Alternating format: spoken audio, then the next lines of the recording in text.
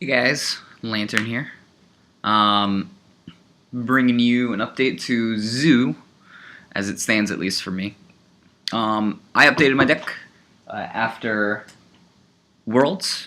I'd like to think that I've got a good nose for trends that happen in Magic the Gathering and staying above the trends. Now, staying above modern trends, I guess, isn't too hard since it's really just a couple cards that you shift every now and then. You rarely rebuild your entire deck or retool your entire deck because Modern's, like Legacy, is slower to change. In fact, Modern changes more by new cards coming in from different sets than it changes from like decks getting first place or whatnot. But as you guys all know, the Boggle's deck did not win like I was hoping it was going to. But what won was American Control. American Control also had a huge showing in the Modern Worlds. This isn't because it's the best deck. In fact, it faltered a lot against the Boggles deck, against Reed Duke's deck, because he saw the metagame advantage to everyone packing blue and him not packing blue. So, statistically speaking, I think Reed Duke should have won that match. He just, sometimes your combo deck is your own worst enemy, and he had to mull down too much and couldn't do it. Regardless, as with any sort of big Modern tournament, and since this is the last big Modern tournament, it seems till PTQ season, which isn't happening till next year, you're going to have to deal with a lot of red. American Control really is what you're going to have to deal with. Not necessarily because it's the best deck in the format, but because you've got a lot of people who are going to want to play control decks. This is one of the only viable control decks other than maybe Gifts, but Gifts still reeks of combo deck. Well, its win is combo, its engine is control. But people will still assume that American Control is the only type of control. Not to mention, a lot of people from Standard will just carry over their deck, which is ironic since I think the Standard deck that broke out really was the red-green aggro deck, the Zooless Zoo. So I wanted to tweak my deck to deal with a lot, and I mean a lot, of American Control, because that's what I expected to see. And the biggest change, while we do have Scavenging Ooze, we've got one main board. That's mostly to deal with Pod, not actually anything else. But the biggest change is I took out a lot of Pillar of Flames and replaced one with Scavenging Ooze because I felt like that would be necessary, and put two Domri Rides in the main board. Domri is amazing. As I always say, that it's very, very important for a Modern player to look at Standard, to look at Limited, to look at Legacy, any block, even block format, like any constructed format has relative tech or relevant info for your deck. Domri is basically the answer that you're looking for if you're going to go against control deck. If you put out a Domri, even in Modern, if you put out a Domri and it sticks, Control, the way that Control, Wafatafa Control, it's evolved to be just sort of like this American Control has been now.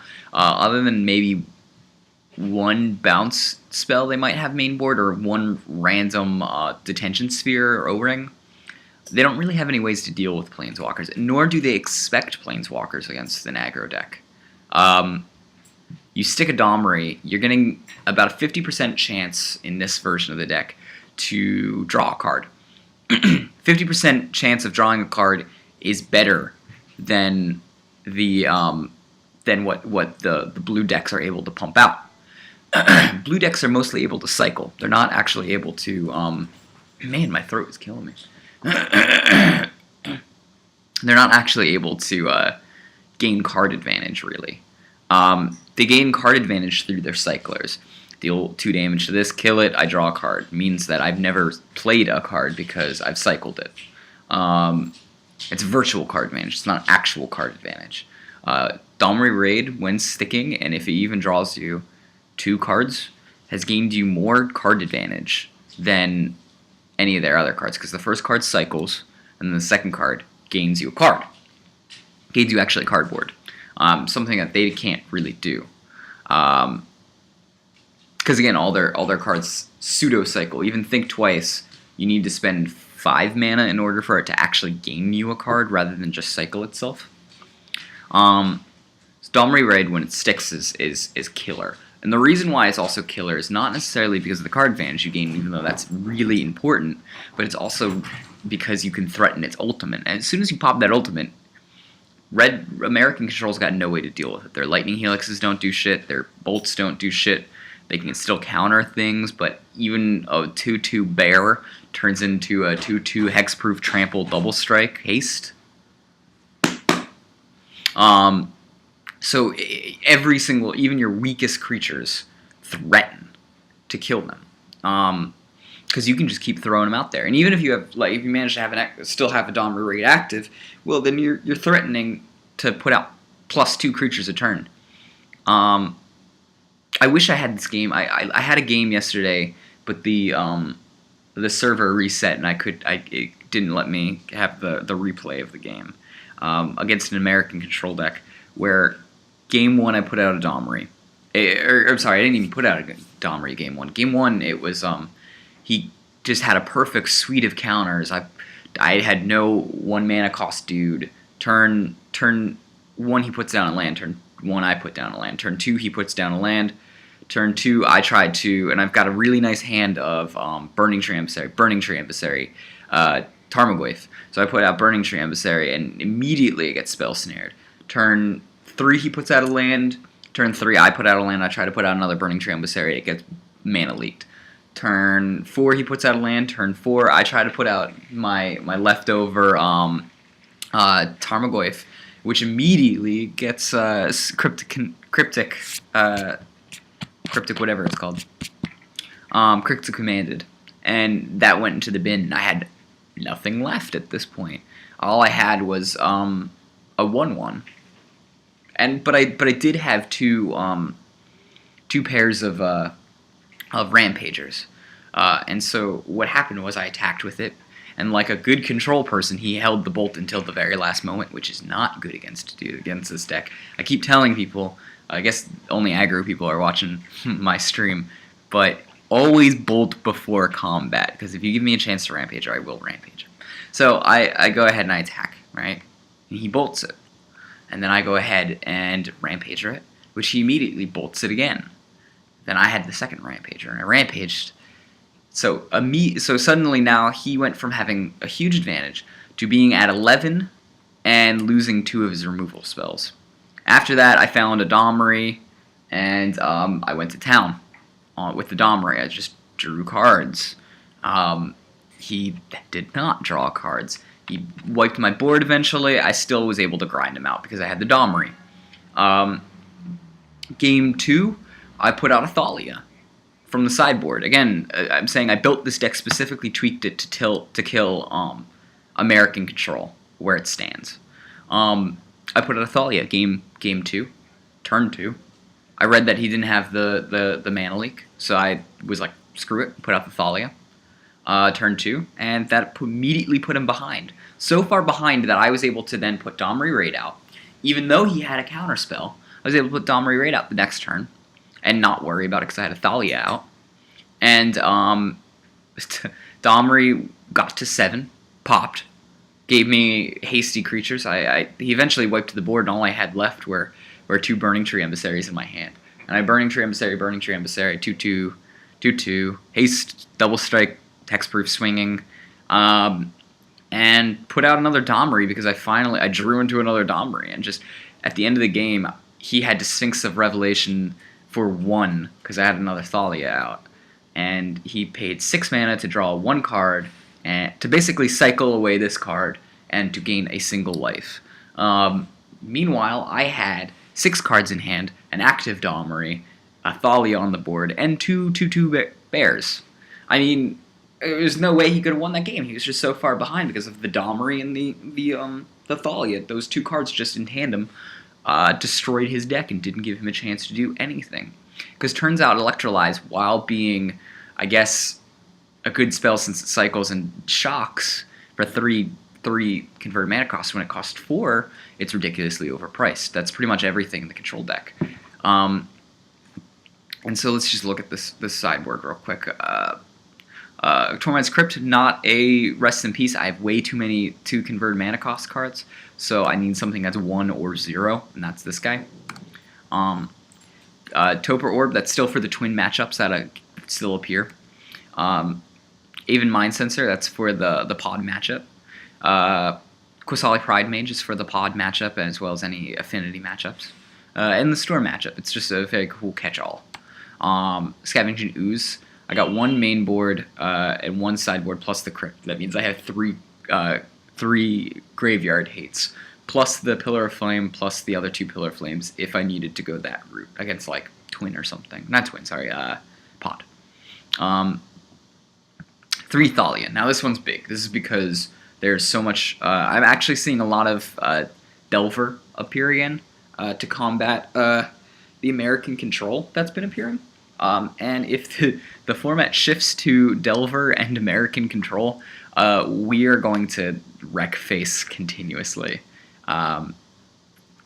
Really, I want to say that Zoo is basically a Noctel unban or something equivalent power level wise, like a Chain Lightning or something, to becoming the best deck in the format. 2 Boros Charm, because board wipes are omnipresent now with American control. Vines of Vastwood, because again, American control, you want to take out your burn, put in ways to ignore their removal. Pillar of Flame, because I still think that there's enough pod going around. Let's take a peek at the before we go into a match. Let's take a peek at the American control deck. Now this is the one that was piloted by Ben Stark. I think it's better than the Shahar version. I think the Shahar version's an older version.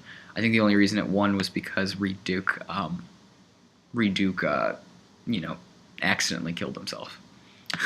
So let's just look at this version. It's got 4 Snapcaster. Now Snapcaster is pretty much value. All it does is in this deck is block and flashback cards. Occasionally against another control deck, it starts going into swing. But that's about it. Cryptic Commands, full suite. It's a fog. It's really the best thing you can do. Electrolyze, full suite. It's a burn spell that cycles itself, so it's really important in this deck because it wants to continuously have 5 or 6 spells in hand. It's not unlike the control decks in Standard or in yesteryears of Draw Go, where they would get more cards than they use. This modern version only cycles. Bolt, because Bolt is one of the best spells you can do. As you saw with Shahar in Worlds, you can occasionally just bolt your person to death. Lightning Helix, this is really important against the aggro matchup. You're basically playing 4 Lightning Helix because you've got the Snapcaster. You're playing like 6 Lightning Helix. I guess not really 6, you're playing 4 because there's only 2 copies. Mana Leak, as was the deck teched, Mana Leak is less important here than the Spell Snare or the burn spells because it becomes worse in later game, and he was expecting to see a lot of American control, which he still is. Path to Exile, because again, you don't want to give them mana to use against Mana Leak. Shadow of a Doubt. Now this one's big. Shadow of the Doubt has always been a good card, but has recently become more and more important. It cycles. Even in a bad situation, bad matchups, you can just play it to cycle it and try to get something else. But you can also stifle fetch lands. I've been playing around this a lot, and I'm going to show you guys how to play around this. It's very important to play around this now. Spell Snare, because, again, I've always been saying this, and it's still true. Modern is not like Legacy. Legacy has cards that are ruled that are 1 converted mana costs. Path to Exile, Swords to Plowshare, Bolts, Deathrite Shaman, Mom, Noctel, all these 1 converted mana cost cards that are like insanely good. Spell Snare is Modern's version of Force of Will, I think. I know that's a big thing to say, but you look at how many cards are really good at the 2 converted mana cost in Modern, and you're going to find a shit ton. Not just Snapcaster, or pretty much the entire, like, our deck, like Scavenge Ooze, Tarmogoyf, Bob. Pretty much our format is ruled by these really, really good 2 converted mana cost cards. And Spell Snare, being at 4, is really important for that deck.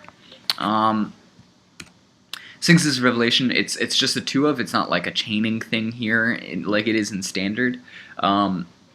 It's just really good value. 2 Think Twice. I don't know. People try to tell me that they're trying to pack more and more Think Twice. Think Twice is a very important card. Colonnade. This is how they win generally. They control the field until they get a Colonnade, and they start swinging with 10 mana on the field every turn, so they can Colonnade and keep controlling the board. Your basic lands, Tech Edge is really important. It's not really that big of a deal for us. It is kind of if you're playing the White Splash, but if you know how to get around it, it's no big deal. Gideon Jura, it fogs, and it also plays attackers against control deck, and plays almost like a 5th Colonnade, because it's just you can play control with it until you start activating it to win. A main deck Pyroclasm. That doesn't really matter to us. Sideboard-wise, there's nothing you really need to worry about here coming out of the sideboard. Not really that big of a deal. This guy, if you get to 5 converted mana cost and cast it, is, I guess, a big deal. Threads of Disloyalty can steal a Tarmogoyf, and that totally sucks.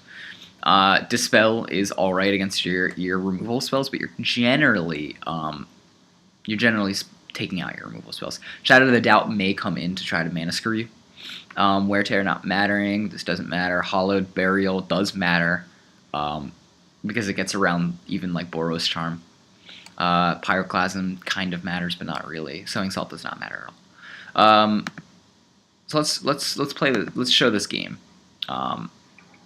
because I think it's really good to show what's going on. The other one was better, but I wish I could show you that, but I can't.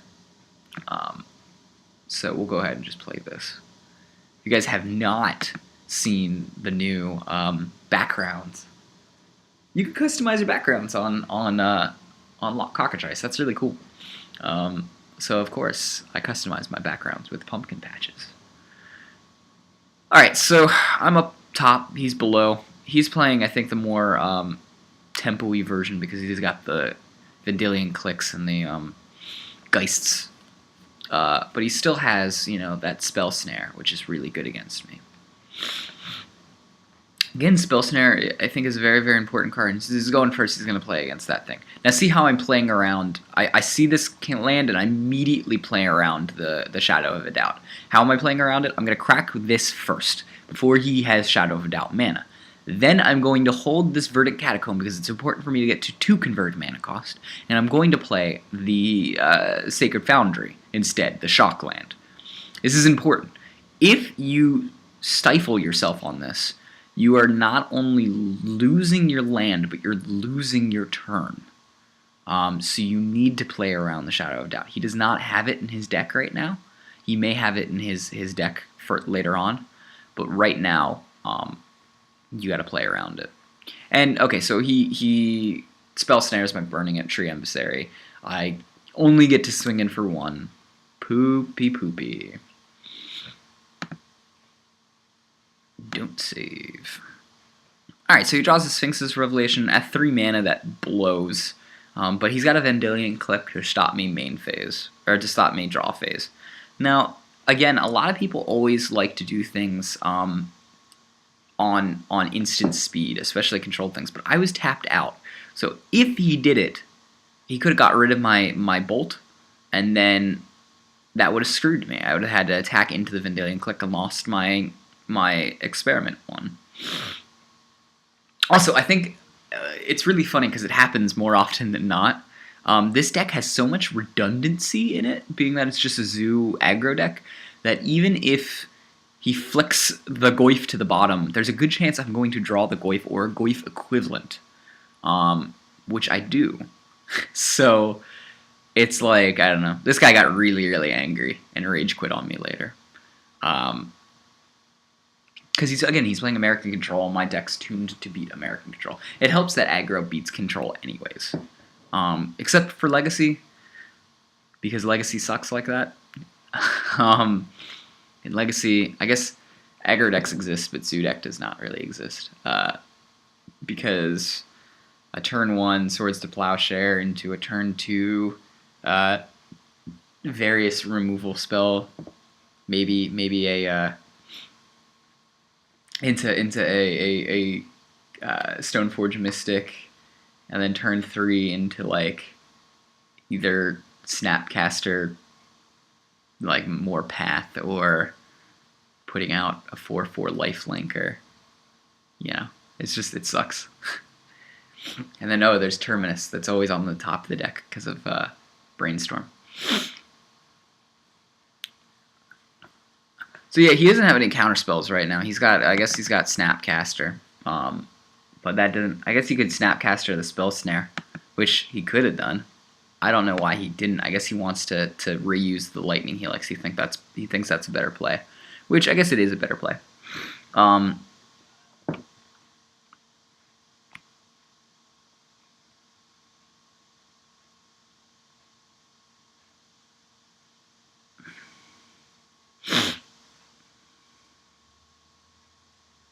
He thinks that's a better play, which I guess it is.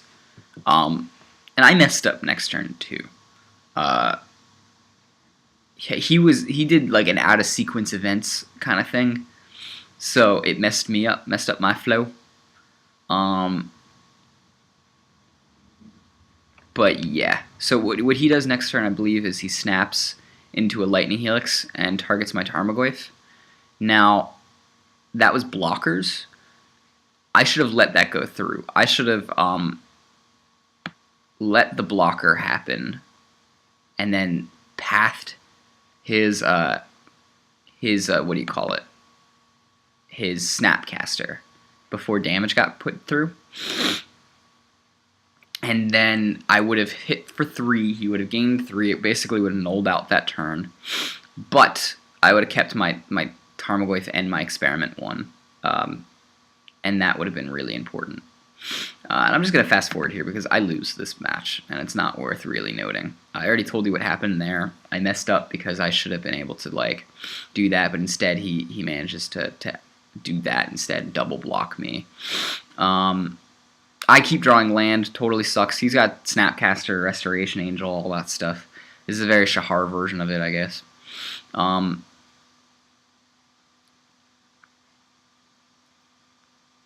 And he paths, it becomes grindy, I've got nothing. I draw like more land, I think. Yeah, and that really is dumb. Sometimes I want to throw a random Inferno Titan into my deck just because it would mess with the fact that I got to 6 land. Like, oh, here's a Sun Titan, something. So this is a good keep here because I see a Thalia. I'm going first, which means he's only got Spell Snare to deal with my Thalia. If he doesn't have the Spell Snare, he's screwed. God, I hope I don't get sick. That would suck. That would suck so hard. But I'm going to put it, this tapped, because I don't need it. I'm not going to bolt him right away. I'd rather have bolt instant speed for, like, the tapped out kill. Though I could have gone down 2 and then bolted him, just to get a little bit of more of an advantage. But I read that he was a bit more tempo-y because of the Vendilion click I saw, and I wanted to leave it up there in case I saw a Vendilion click again. So yeah, we're gonna put in Thalia right now. If he has the Spell Snare, well, that sucks. If he does not have the Spell Snare, well, that really sucks for him. That's basically what it is. Sometimes you've just gotta not play safe. You've got to go ahead and say, you have a card that could beat me. If you do not get this card, you are dead. And that's what happens here. Now suddenly his mana leaks can't touch my next card because they cost 3.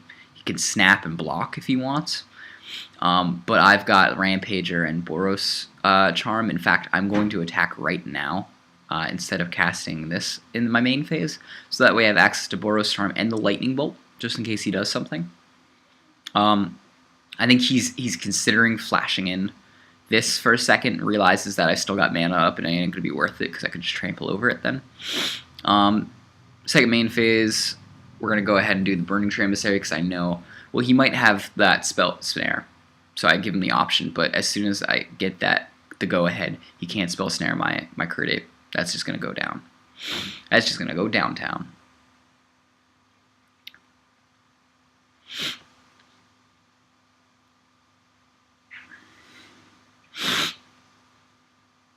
So again, I'm tapped out here. He really should just be doing the Vendilion Click right now because I'm tapped out. It could save him a lot of trouble here. But I'm going to swing because I know I've got the Bolt and the Rampager, just in case. And his options are limited to literally flashbacking or just snapping Snapcaster in there and nothing else. Or putting Vendilion Click in there to try to block and try to get something out of my hand. Or to use the removal spell. He notices that the Thalia is basically not letting him do anything. So I'm going to go ahead and make it indestructible. Now, I should not have made it indestructible. I should have Gore-Clan Rampagered here. That was my own fault. I was just kind of felt a little cocky and wanted to get the Boros Charm out there as like a joke. But I really almost set myself up here for a mass removal spell. Well, I didn't really because I had the Thalia, so I covered my own butt with the Thalia. But, I mean, I also thought the Gore-Clan Rampager would be really good if he snaps out like Snapcaster or puts a Vendilion Click out there. And, again, my patience paid off, I suppose. Because I Gore-Clan Rampager here, and that's enough for lethal. I'm going to change my my block. Is that cool?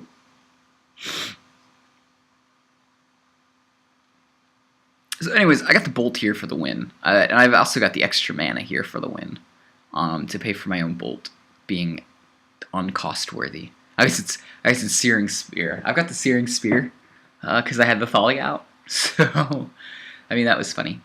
But even if he, I don't think I could see him getting out of it. Even if he Restoration Angeled, I don't think there was anything he could do. So I've got a very fast hand here. I've got the Experiment 1 into 2 things. Now I read that he's probably going to have a Spell Snare, because that's the best card in his deck, quote-unquote. I draw into Domri here, and I figure, alright, now there's really no chance I can lose, as long as I, 1, play around the Shadow of a Doubt, and 2, play around the Spell Snare. So I've got an opening hand that's got me a Curdape and a Loom Line. This is one of the reasons why I like the Loom Line version too. I'm not going to cast the Experiment 1. The reason I'm going to go ahead and pause it. The reason I'm not going to cast the Experiment 1 right now is because even if I cast the Experiment 1, I'm setting myself up to get like Electrolyzed or Bolted. And also turn 3, I'm not going to cast Experiment 1. I'm going to cast a Burning Tree Emissary or a Domri Raid. So that's the reason I'm not going to do it. But this turn, I'm going to go ahead and instead of putting out Burning Tree Emissary into a Curdape, which would do the same thing, I'm going to go ahead and put out my better beaters, my Loom Lion and my Curdape. Both are immune to what do you call it? To Spell Snare. So there's the Spell Snare, and strapped in his hand. That's fine and dandy. I'm going to go ahead, yeah, this pumps this guy up to a lot. He's going to argue with me saying that that's not true. I like the whole read the effing card deal here. Experiment 1, I thought he was going to be like, well, it's, static ability. These guys come in as 2/3s. That's why it's pumping here. But he's like, no. It's because you have a 2/3, so that only pumps it once because of the toughness, or the power. And the second one doesn't do the same thing. And I'm like, dude, read the card. It says power or toughness.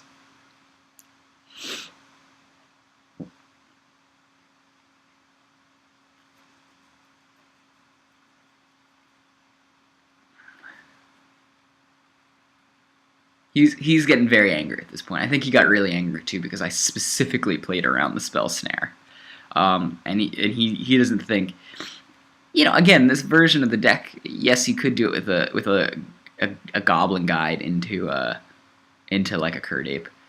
But having the 2 Loom Lines, having those guys just giant butts that are all now immune to Electrolyze. Really funny. I mean, they're immune to Electrolyze. It's more value in your creatures.